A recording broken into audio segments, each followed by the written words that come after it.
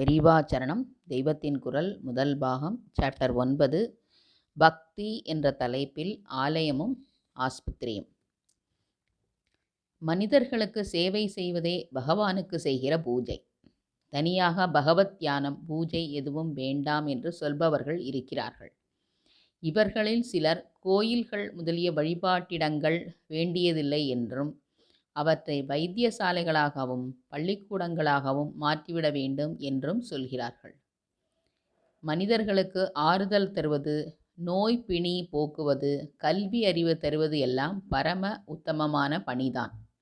அதில் பகவான் நிச்சயமாக பிரீதி அடைகிறான் என்பதும் ரொம்ப உண்மைதான். ஆனால் யோசித்து பார்க்கும்போது மனித சேவையே பகவத் சேவை என்பதையே திருப்பி வைத்து சொல்வதும் ரொம்ப உண்மை என்று தெரிகிறது. அதாவது பகவத் சேவை செய்வதும் மனிதர்களின் நன்மைக்காகத்தான் என்று தெரிகிறது. அதுவே மற்ற சமூக சேவைகளை விட மனிதனுக்கு நிரந்தர நலனை தருவதும் ஆகும். ஆஸ்பத்திரிகளில் நோயாளிகளை சொஸ்தம் செய்து அனுப்புகிறோம்.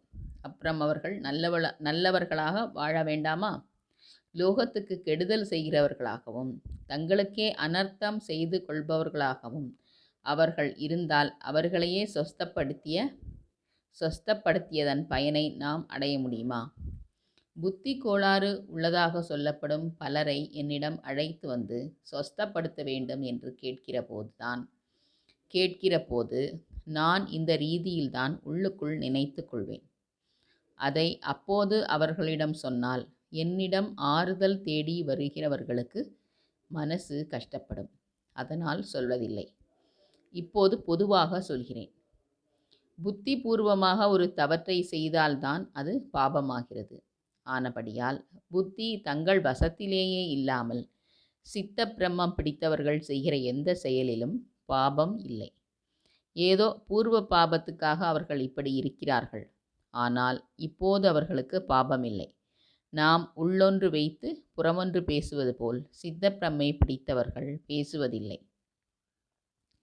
மனசில் எது வருகிறதோ அதையே சொல்கிறார்கள்.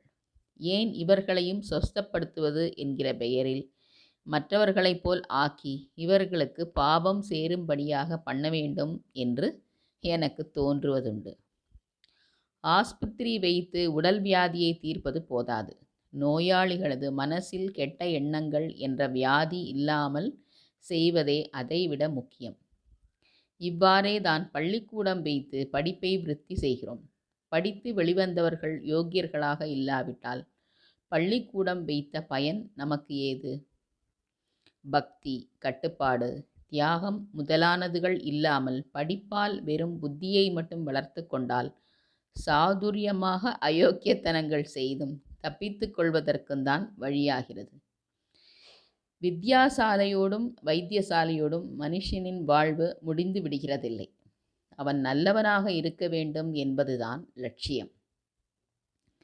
இப்படி நல்லவனாக்குகிற நிலையங்களாக ஆலயங்களும் ஆஸ்பத்திரி, ஸ்கூல் போலவே ஆஸ்பத்திரியை ஸ்கூலை விடவும் அவசியம் இருக்கத்தான் வேண்டும். நாம் நல்லவர் ஆவதற்காக பகவத் தியானம், பூஜை இவைதான் அவசியம் இருக்க வேண்டியவை.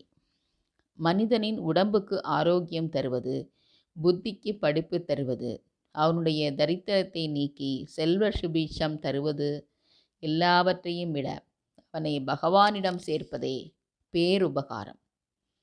நாமும் பகவானிடம் மனசை செலுத்தி தியானம், பூஜை இவைகளை அனுஷ்டித்தால்தான் மற்றவர்களை இவற்றில் ஈடுபடுத்த நமக்கு யோக்கியதை உண்டாகும்.